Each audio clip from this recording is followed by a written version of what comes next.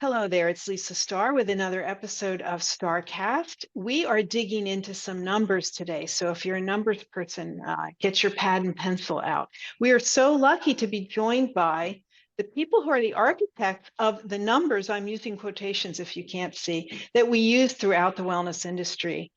Ophelia Yeung and Katherine Johnston, both senior research fellows for the Global Wellness Institute. And thank you both for joining us today. Yeah, I'm happy to be here. Thanks, Lisa. So Ophelia and Katherine were on, I guess it was about a year ago, and we talked about the numbers at that time, but we have new data to share, which came out, I guess, in November at the Global Wellness Summit. This data summarizes wellness, the wellness economy and all its aspects, which is what we'll dig into. What does that mean? And the estimate of the size of that industry right now is 5.6 trillion, that's with a T, dollars in 2022. I mean, these are incredible numbers, and they've done nothing but grow since I think you guys have started counting. Were either of you in on the first SPA report that happened in 2008? Yes. Yes.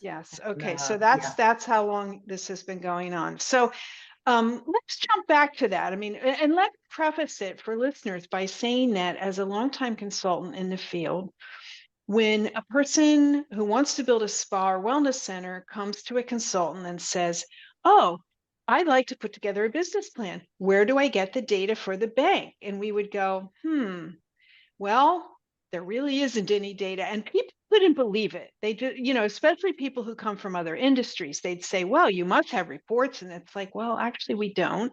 And SPA, particularly then, was not a defined group. It might be part of salon, it might be part of something else. So when that report came out in 2008, it was like, hallelujah. So thank you for that. Can you speak to, how the genesis of this came about, this putting these numbers together? Should I start? Yeah. Sure. So yeah, we probably told this story even in your podcast before. Katherine and I, by background, we are economists. So we're not, our background is not in hospitality or spa management. So the genesis is really the Global Wellness Summit, which back in the very first summit in 2007 was the Global Spa Summit, which Right. was founded by Susie at that time. And she wanted this summit to be not just a business conference, but a gathering of leaders in the spa industry, and styled after the World Economic Forum in Davos, high level conversations that benefit everyone in the industry. And at that event, they realized, just as you said, you gather all the leaders in the spa industries all over the world, and people said there's no data. How big is our industry? What is our industry? So they realized the industry really needs some numbers so that they can coalesce around it and they can talk about it, and with people outside the industry and with investors. So they approached SRI International, and Katherine and I we're economists there, that we do a lot of economic development projects. So we work in many different regions and countries and industries. But Katherine and I have also done a lot of work in tourism development. So Susie found SRI because SRI has done a report for the golf industry, for PGA, to measure the size of the golf industry. So Susie thought, well, if they can do golf, maybe they can do spa. So this is how we started on this road. And so it was the conundrum for us. Katherine and I are not spa consumers. We're not spa goers. And so, it's the same question for us. What is a spa? So, for economists, if you don't know what you're talking about, you cannot really measure that business. So the first task was actually definition. What is a spa? What is counted as a spa? And then we have to go and see if we can find any information on that industry. So Catherine, you Right. probably. Yeah, and the bigger conundrum is nobody in the spa industry would agree on what a spa is at that point. That's funny, and you're right. Did it have water? Did it not have water? Yeah. There were a lot of definitions floating around. Exactly. And when we started that work, Susie warned us. She's like, "Oh, you're going to have to be careful because those Europeans, they say it has to have water, and elsewhere they say it has to have a certain number of offerings." And so, it actually made a difference that we were coming from outside the industry with an outside perspective, because it allowed us to sort of rise above those little, petty definitional fighting, and look at it from a sort of a consumer perspective. And we intentionally at that time adopted what we called a very inclusive definition, because if a consumer is going to a place for certain types of activities and feels that they're going to a spa, we feel that that's a valid, that's valid. It's not, the consumer doesn't care what their business defines them, to be. So, the definition we laid out then was very inclusive, and we've kept it that way throughout the work that we've done. That makes a lot of sense. I mean, and I think you're right, Katherine, your point that you guys were not from the industry, so you didn't come in with all of those sort of ideas about how it's done. And we really probably needed that. So 2008, we get the spa numbers, and we're all just thrilled that there was, a beginning of a defining of the size of our industry. And Ophelia, correct me if I'm wrong, but didn't it end up that we were already bigger than golf at that time? I think much bigger than golf. Yeah. Although we never did a global golf study. We did a US study of golf. So, it would be very hard to measure this global golf industry, but, I'm sure somebody can go and do it. Well, I'm sure I know there's golf is big in other parts of the world, but it's pretty big in the US. So I think you have a good sense of it from that. So flash forward to today, 2024, unbelievable. And our 2023 data is much more robust and broad than it was, because wellness has evolved so much. And we'll talk a bit about that. I like your definition, and I want to share it now. What is a wellness economy? What counts as that? Well, it's defined by GWI as industries that enable consumers to incorporate wellness activities and lifestyles into their daily lives. Well, that's a lot of things, right? So we've gone very far from just spa. Can you, either of you, speak to any of the 11 sectors that are now included in this data? Sure, I can do that.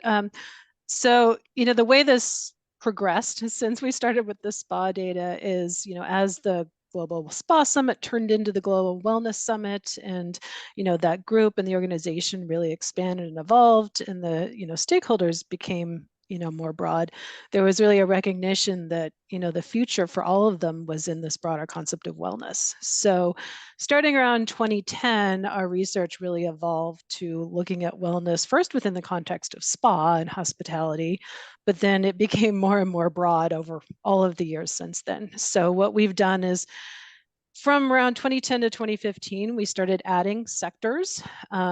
We looked at thermal mineral springs, then we defined and looked at wellness tourism, kind of starting in that hospitality space, but then broadening out from there. We did the first spa economy study. I think the data was for 2013, right, Ophelia? Yes, 2014, it's So, exactly 10 years ago. Yeah, 10 years ago. So that was the first time we put together that definition, Lisa, that you just, read out, of the wellness economy, and then we defined the sectors that are in it. At that time, we had 10 sectors. We've added one more now. It's 11.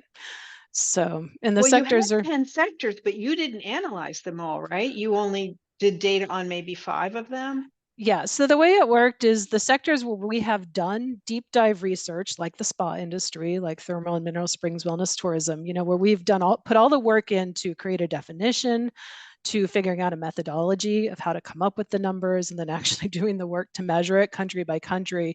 Those are the sectors where we did really detailed numbers.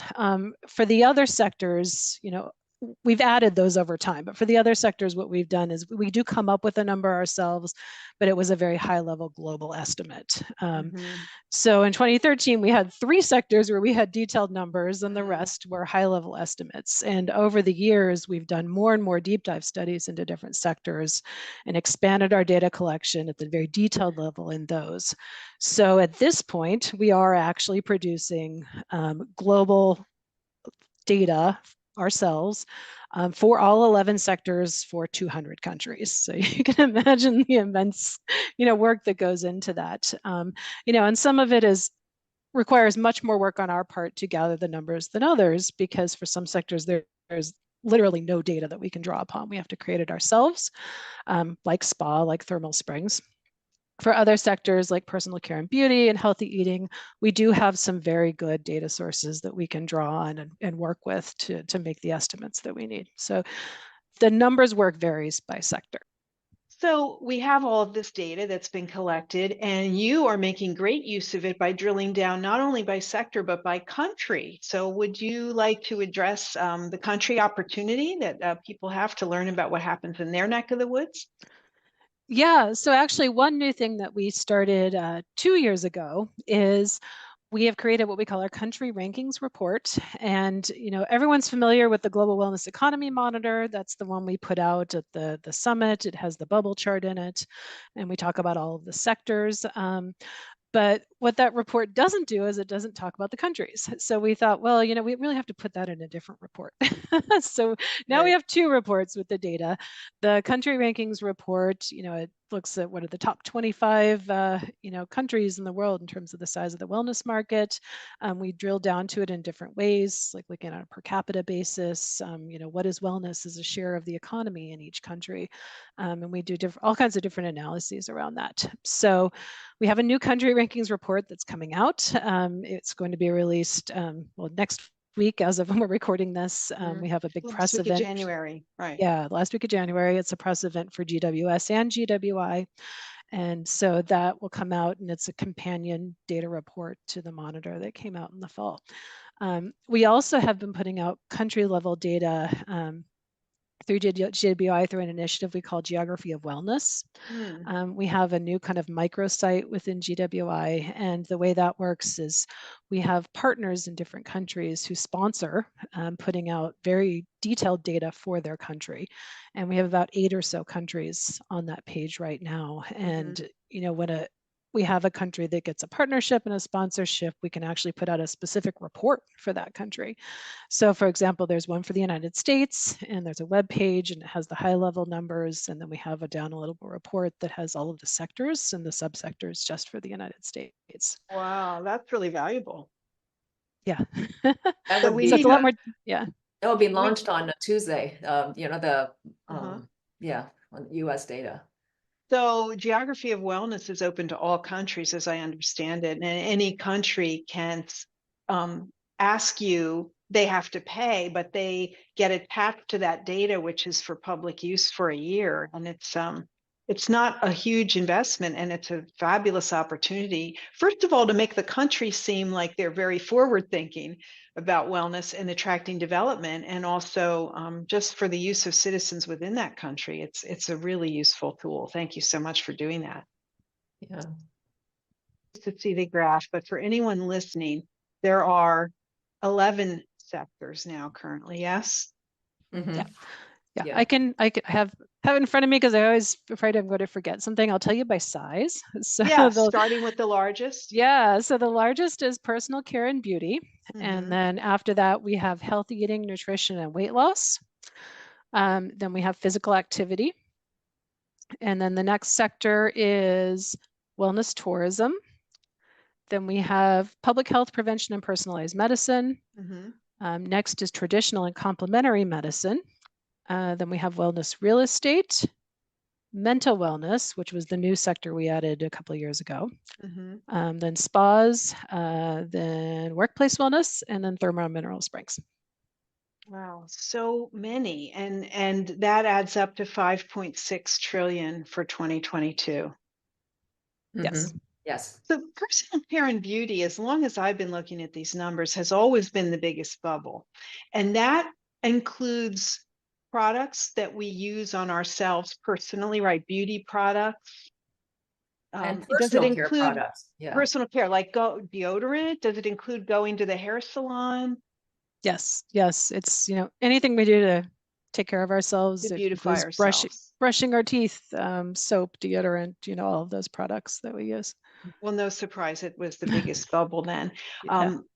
So some of these have come online. I'm thinking about workplace wellness was not a thing 10 years ago, nor was wellness real estate.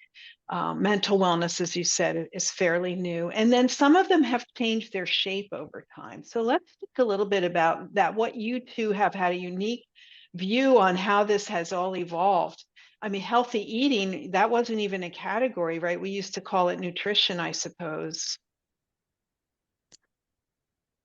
Yeah, there have been a lot of changes in the sectors. I mean, the sectors have stayed the same in terms of what's in there, but sometimes the boundaries of them or the names have changed or how we measure them because they do evolve. And also our ability to measure things changes.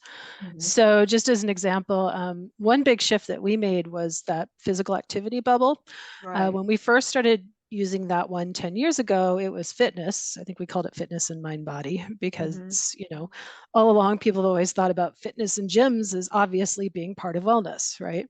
Well, we did a deep dive study on that sector in 2019, I think. And when we did that work, you know, we probably spent 4 months just hashing out the definition of that bubble once we were going to do the deep dive research and, you know, figuring out what's in and what's out. And the conclusion we came to is, well, you know, it can't just be fitness, because if we're talking about, you know, getting physical activity for wellness purposes and for health purposes, you don't have to go to the gym to do that. You know, we can do sports, we can go running outside, we can take walks, you know, there's all of these things that we can be doing for physical activity. And we decided that that bubble needed to expand and change name and change shape to encompass all of those, because that really fits the holistic approach to wellness, the definition that we use. Yeah, like physical activity, when you think, you know, like for example, sports and dance and martial arts, you know, it's very, maybe some fitness studio have some of those, but they're distinct industry, distinct businesses in those sectors, right? People running a martial arts studio, dance studio.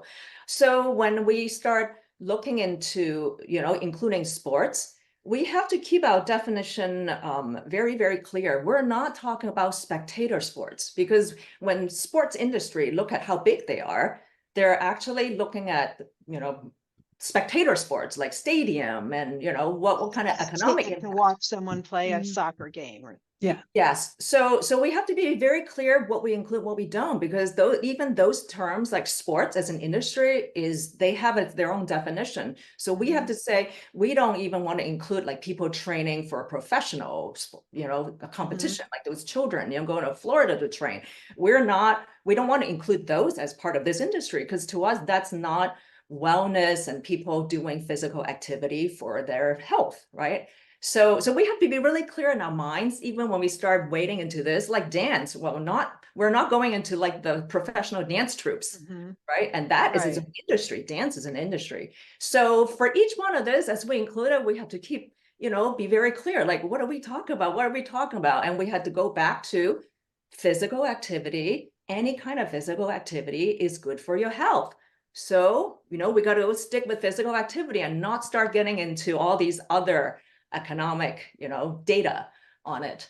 So that's a sort of process we go through when we come up with numbers. I remember when that bubble was introduced, I think, wasn't it when we were in Singapore, whenever that was, maybe 2019, and it was like, oh, that's smart. It's not just fitness, because you're right. We don't just go to the gym for fitness. And now, even more than ever, we do it everywhere. There's so many little boutique fitness and wellness places where you can exercise, franchises. As you've noted in your report, there's many things that we do that aren't necessarily monetized, like walking outside or doing rock climbing, but maybe I buy the equipment for the rock climbing, but I don't have to pay, you know, so that's a lot to figure out. I'm not sure how you did that. Yeah, I also want to, when you talk about how some of these have changed over time, we created the bubble for workplace wellness, I think in 2015. That's when we launched that. And of course, people tend to think about workplace wellness as workplace wellness programs. And there's a big industry of that. And the wellness services, you know, fitness and spa, some of them are part of it, because employers might give these benefits through a workplace wellness programs to the employees. But since even before the pandemic, but increasingly, you can see like people, when they think about wellness in relation to their work and how employers may help to support that, it is no longer workplace wellness programs. It is flexible schedule, flexibility in how you do your work, and maybe rearranging how work is done so people feel more autonomy. And there are many things that now employers are slowly learning that it's related to employees' mental wellness. Mental wellness is really big in workplace, right? So it becomes increasingly hard for us to find those numbers and measure it, because if the employer decides to raise wages, that's not part of a workplace wellness budget, right? That is just Sure. across the board. That's how they do business. So that sector has not grown that much recently, but it doesn't mean that the spending or the care that maybe employers put in workplace wellness is declining. Yeah, I'm glad to hear you say that, because I wondered if this was a segue into us talking about COVID and the effects of COVID on all of these silos. I mean, do you think that that workplace wellness sort of flattening is maybe because people are not going to the office so much? There's, that number, well, Katherine can tell you more. That it flattened, well, it declined in 2020 because a lot of people cannot do those programs especially when they're based in the office.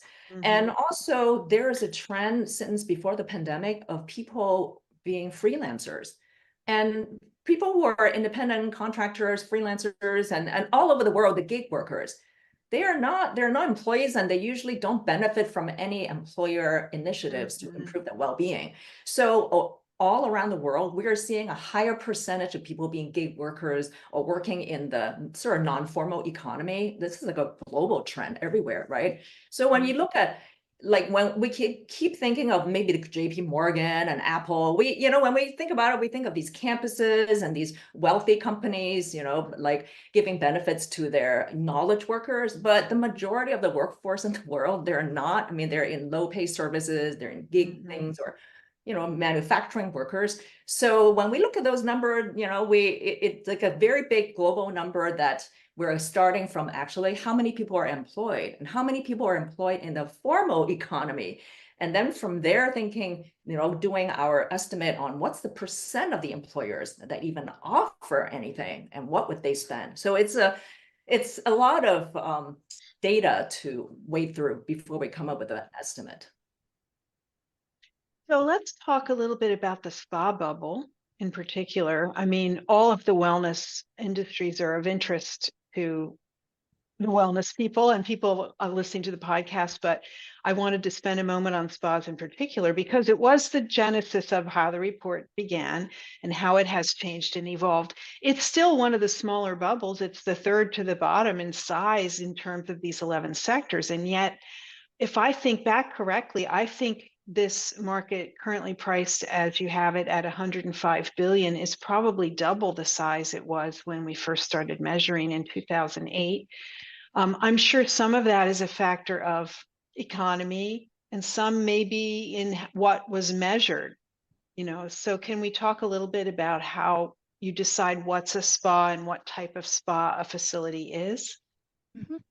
Yeah, I can give you the background on that. And the interesting thing is the methodology we established in 2008 for measuring the spa sector, which is has a lot of stuff underneath it. Honestly, that has not changed that much over this, since then. It's done at a very granular level. We're very rigorous with that sector. It probably has the most work put into it of any of the sectors, even though it's one of the smallest. But we're still using the same spreadsheets and all the same numbers we started with back then, and we've gotten a little better at it over time, but it's a very nitty-gritty process, I'll say. So the way that works is, underneath spa, we have different categories of spas. We have hotels and resort spas, we have day and club spas, medical spas. There's a whole set of subcategories. Destination spas. Yeah. Yeah, Right. and then there's a other category. We have thermal and Right. mineral spring spas. So within each of those subcategories, we use an entirely different data collection process and methodology to put together the numbers.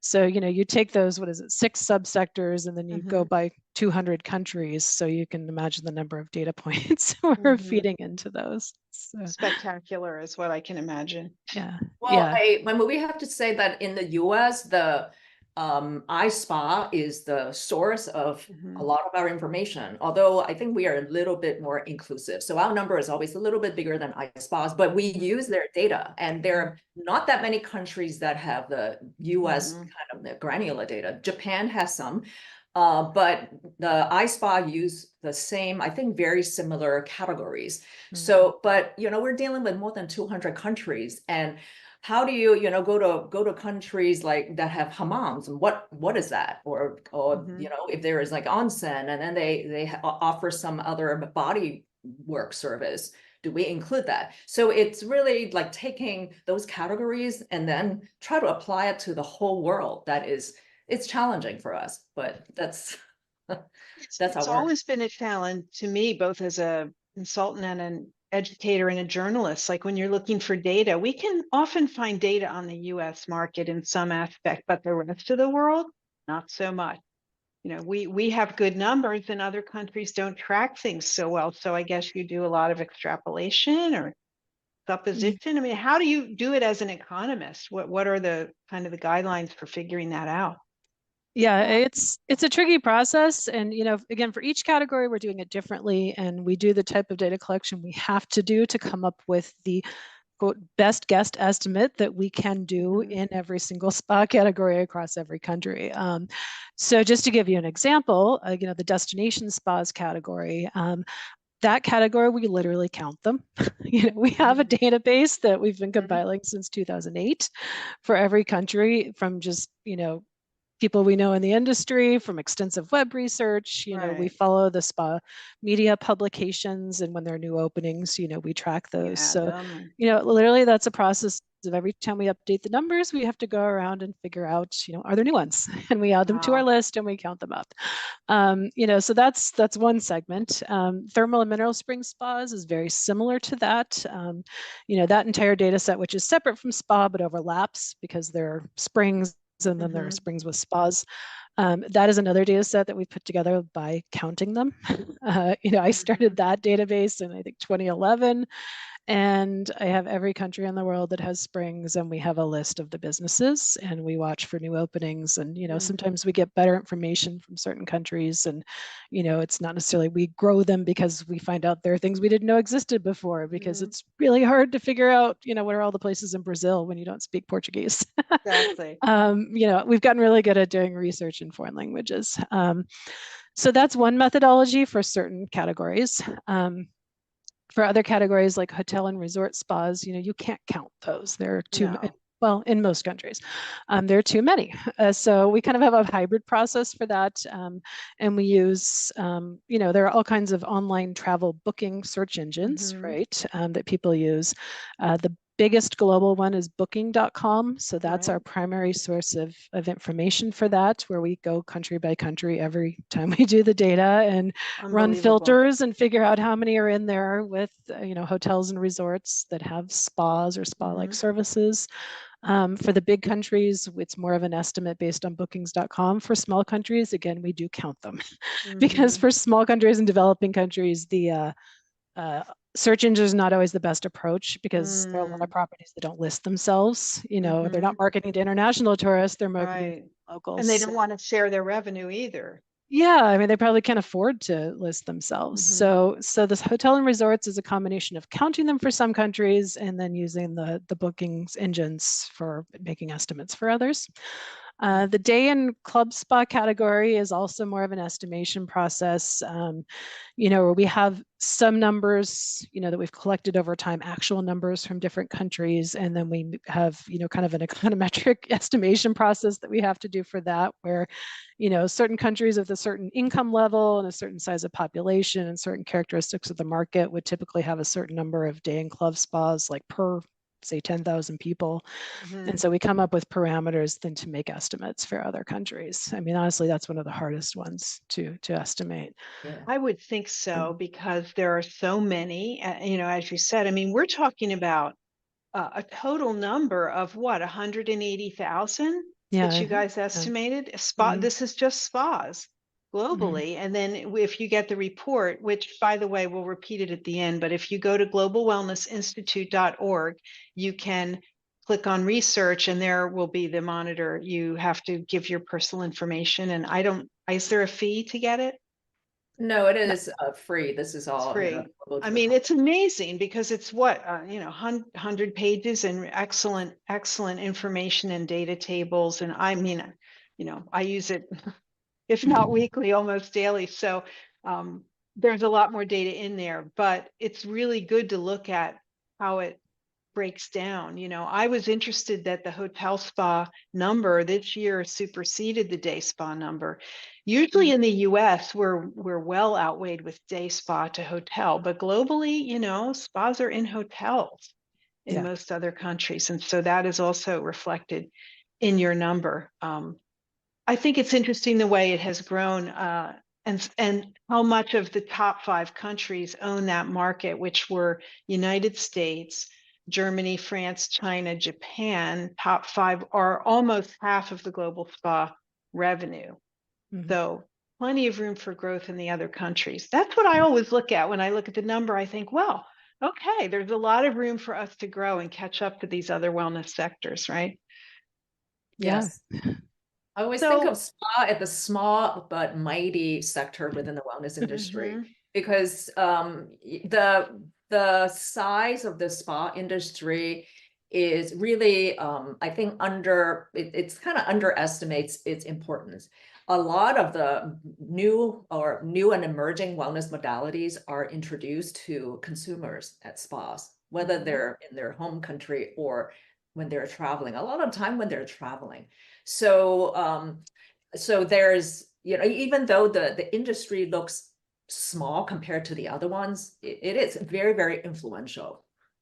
It's a really great point you make, Ophelia, especially when you look at destination or hotel spas. Like, say you're at a nice resort in Italy and you take a yoga class and you never took one, and then you say, oh, that yoga, that's pretty nice, I'm going to do that. And you go home and now it's in the physical activity bubble, but you learned it in the spa bubble. And I'm sure there's a lot of other crossover like that between silos and between countries. Yeah, pretty absolutely. much, right? Yeah, like spas, and especially destination spas, they introduce physical activity modalities. They introduce meditation, sound healing. I mean, there's so many things people will healthy do. eating, right? Like, yeah. So and a complementary medicine modalities. A lot of people, they try acupuncture for the first time at a destination spa. Yeah. Well, I'm thinking about Zulal, who introduced TAIM to the world, traditional Arab and Islamic medicine. And now, I mean, that was a thing in those countries, but most of your Western guests did not know that. So now they will. Who knows what the fallout from that will be. Let's talk for a moment about COVID.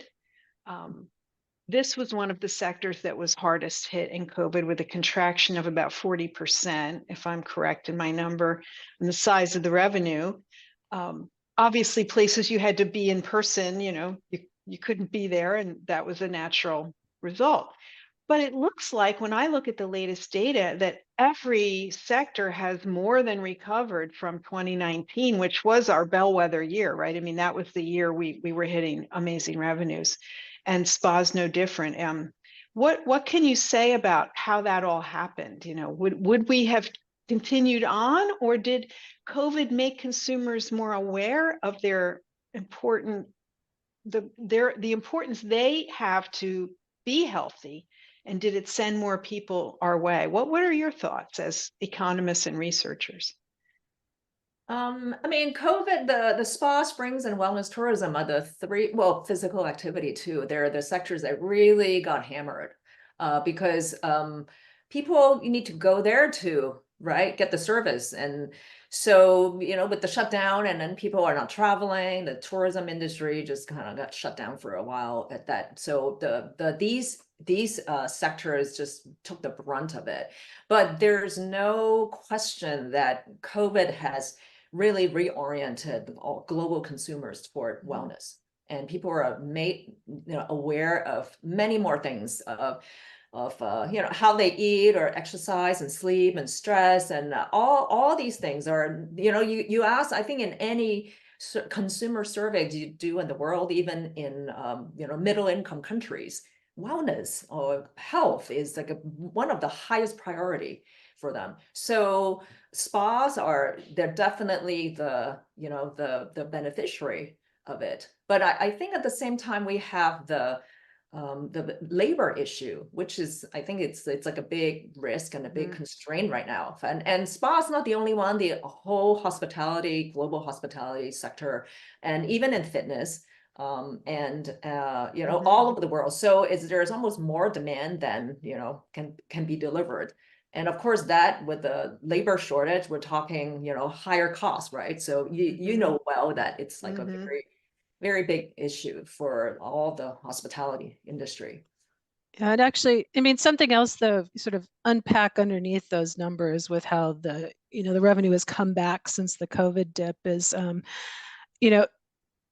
is it more people going to a spa, or is it fewer people going and spending more? I mean, we do know from the, the good US data we have from iSpa and from some other places that have numbers that in the spa industry, at least, the number of visits is not back to where it was pre-COVID, even when sometimes the revenues have recovered or come back because, we have inflation, we have price increases. So, I think there's definitely been a shift a little bit in sort of the visit to spend ratio, in the industry. But, there's no question that the demand is there. It's the numbers that we have right now in the report that we're talking about are through 2022. And we move on so fast. We have to remember in 2022 there was still a lot of shutdowns. There was still a lot of Asia was right. not traveling for all of 2022. So in that particular year, the spa industry globally was not back, was not recovered. We do some projections. We project that it's, I think last year, as of 2023, it will be back. But we think we're beyond the pandemic, but it's really just been in the last, 6 to 12 months that where things are more normal. When it first happened, when we first were in the pandemic, we all spent so much time on webinars every week, right, together. And I was watching hospitality webinars, and some of the experts were saying immediately that it would be 5 years before we were out of that. And I was thinking, they're crazy. Of course, I wanted them to be crazy, but also, like, how could it be? But it seems that, that wasn't far wrong. I mean, we feel pretty free of it for 2024, but we're not completely out of the woods. And great point, Ophelia, about the labor. I think that fitness in particular has struggled to get back to their level because of the difficulty of labor. We are having the same in spa and wellness. I will say, from being in the field, it has lightened a little bit. We are still very pressed to find massage therapists or nail technicians if you're hiring them. But it has become easier to find estheticians, and we are seeing massage therapists come back who maybe went out and did their own thing and were private contractors and got tired of schlepping their table around in their car, and they come back to the spa. Finding people to work at the desk, still a challenge. So it actually leads me to my next question, building on the spa data, which is how spas are evolving and touchless wellness. This year I was a judge on the inaugural Touchless Wellness Awards, right? And now we're having LED and cryotherapy and halotherapy and compression therapy, and which aren't all completely touchless, by the way. But the idea being there are treatments a person can enjoy in a spa setting that don't require a licensed or certified person to deliver them. And we are starting to see that really proliferate. I know you gave excellent notes in your data on spa that those things were not included because they're from another sector. Would you like to speak to that and how you see that evolving in the future? Yeah, so just to be clear on what's included and what's not included, anything that is offered in a spa, you know, Mhm. that spa business offers, that's absolutely counted in the numbers. Okay. So, you know, the interesting thing for us as economists is when we do these measurements, there are different ways to measure them. And the spa sector, we are measuring on a business revenue basis. So, you know, how many spas are there? How many day spas, you know, Mhm. times how much revenue those spas earn from whatever they may be offering. Mhm. You know, but the challenge with that type of measurement is that, as you say, and as we know, you know, the spa industry is evolving, the types of offerings are evolving, and there are a lot of new business models out there that are offering those types of services that compete with spas and overlap with spas that we wouldn't call a spa. Mhm. You know, there are many places we can get a massage that's not a spa, right? So if we were Right. measuring, you know, if we were measuring massage, we might have a completely different number, because you can get a Mhm. massage at a spa, you can get a massage at your doctor's office, you can go to the physical therapist. I mean, so many places you can get a massage, The right? ones we won't mention, right? Yeah, and you know, we have the salt caves and all of these, you Mhm. know, new establishments that really are not spas, but are offering, you know, wellness Spa services or treatments, right? spa-like things. Mhm. Yeah, so it becomes, you know, again, it's a small bubble, but you know, that just speaks back to what Ophelia said, that it, you know, it has a huge amount of impact and influence in terms of the things that proliferate outside of it, that are growing, that are not even necessarily measured in that number. Mhm. I mean, the touchless technology, it is still a small minority of the Mhm. spas when you look at a big number.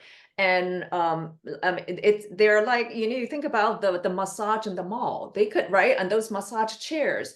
And so they could be competing with spas too, right? But it's in a Mhm. different sort of like a price point. So in our spa number, we're not looking at the equipment sale, the touchless equipment sale. That's not what we measure. So Mhm. like Katherine said, that's a little challenging sometimes, because Mhm. we're looking at still the establishments that we would identify as spas, but there are all these sort of, you know, adjacent and competing business models that are proliferating, and then we're not capturing them. It's not that important in the big number, because it will be a very small part of it. But if you're operating a business, you know, that will have an impact, right?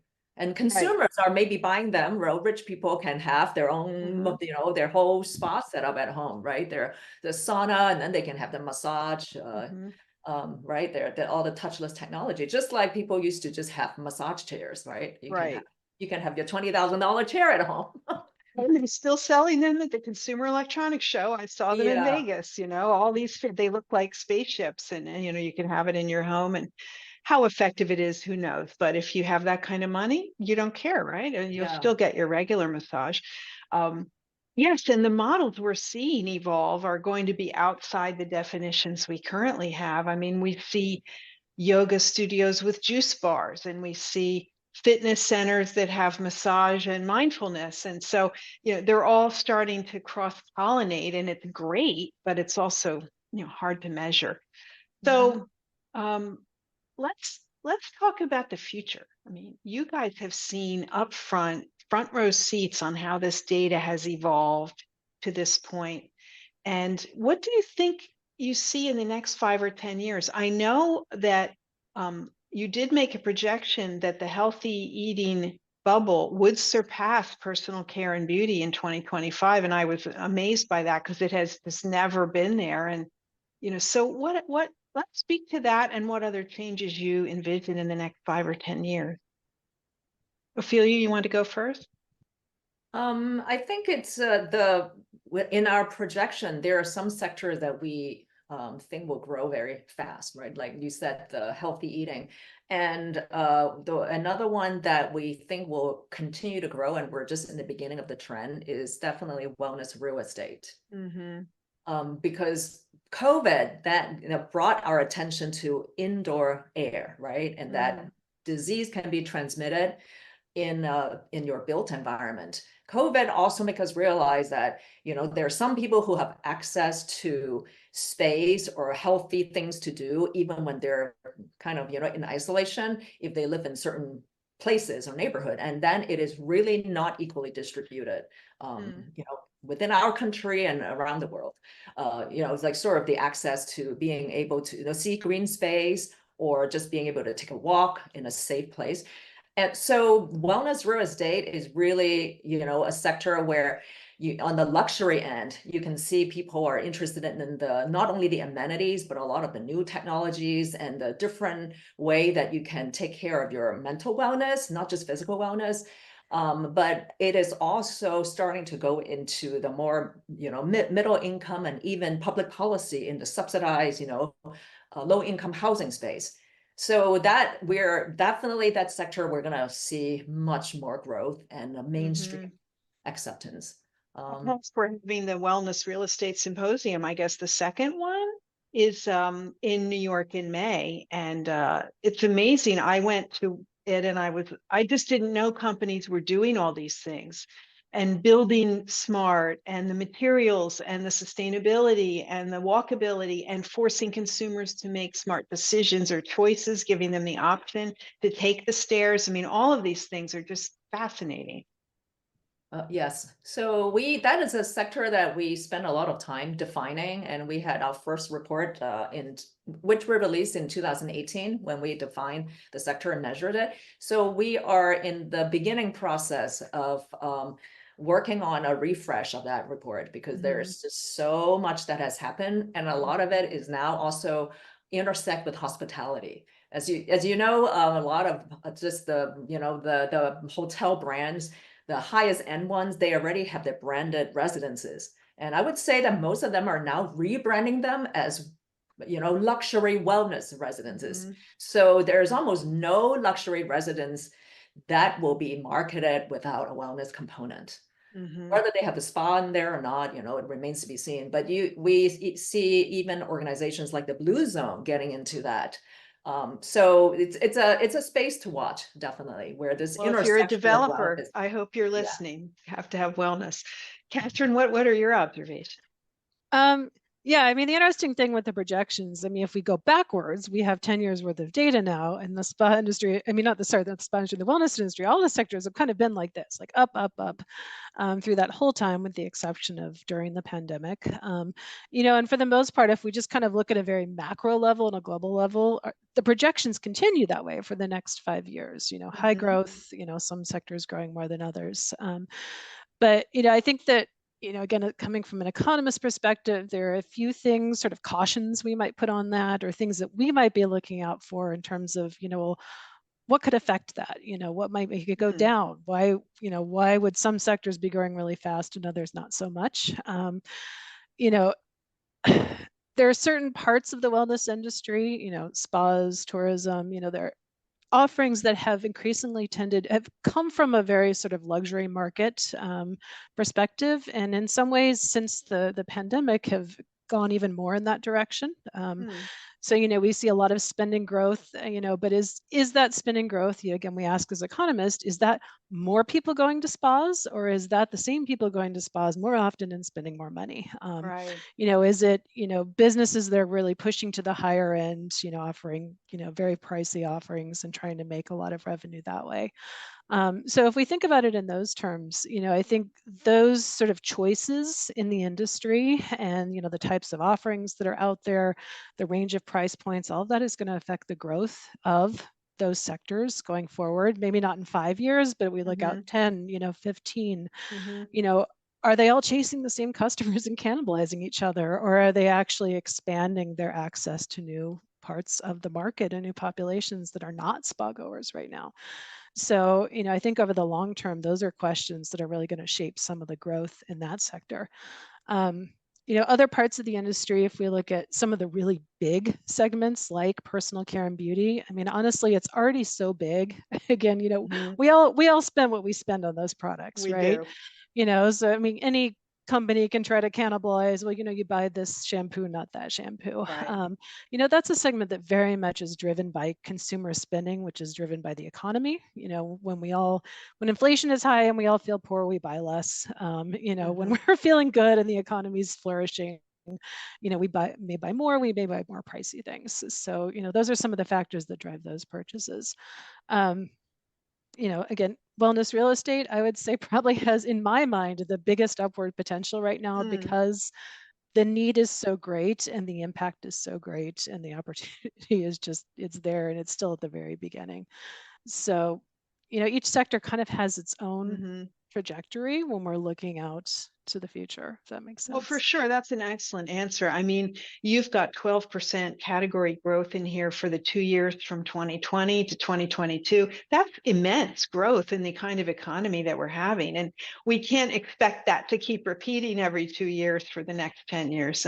As you say, No, some things will flatten and there will be yeah, cannibalization from one to the other. yeah. And actually, the last 2 years of growth is probably not the best benchmark for everyone to have in their mind, is like, oh, well, we got to keep that up because that is pandemic recovery. When Mhm. we dip in 2020, we got to grow faster to get out of it and get back to where we were. So the rates have been, I would say, kind of artificially high over the last Mhm. 2 years because of that. And so I think from 23 forward, we're going to see more of sort of a normal level of growth Normal that's growth. not recovery, I can So say that as a consultant, we have been looking with client work at numbers today compared to 2019. We don't look at them compared to 2020 or 2021 because they're just not as relevant. So thank you for making that point. But yet, bullish on the wellness real estate. Do you see a certain part of the world, like a certain continent or country, being more prone to this, where we I should mean, be putting our investing money? well, I mean, the growth in the past and right now is still very much US dominated. Part of that is because the US has had some of the most unhealthy building and development patterns of any place in the world. So we have a lot of stuff to fix and we have a lot of problems that we have to compensate for, which is why there's so much demand and interest in the US market for that. But at the same time, I mean, we see these projects happening all over the world, and especially in, some of the larger, sort of mega cities in Asia, UK and different parts of the world. There are a lot of aspects to that industry that, the building is happening in the US. It's anywhere from, the biggest luxury condos in cities to suburban developments to co-housing to affordable housing. It's kind of at all ends of the market that, things are happening. But again, it's very small what's happening now relative to the need. So, Right. yeah. Sure. We're definitely going to, well, until now, we can see a lot of overlap with the hospitality sector, and people may be interested in, their second home, third home, right? But I think going forward, we're going to see more senior housing, because it's just aging. Population aging is a thing, that it's like looming.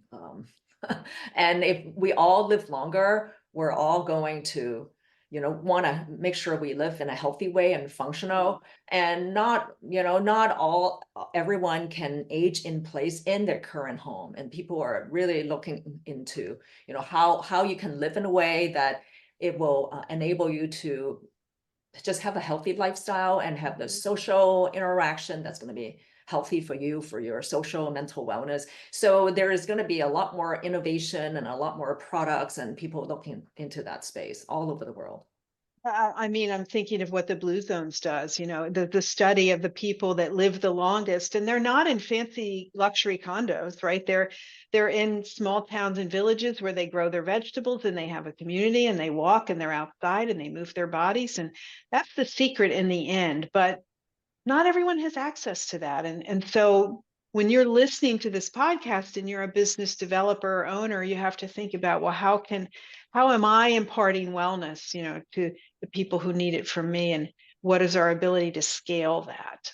It does seem, like the opportunity is endless at the moment. And I'm sure it's not endless, but I'm sure happy that you two and your team, these are two of a team of 4, are tracking this data. It's so important for all of us.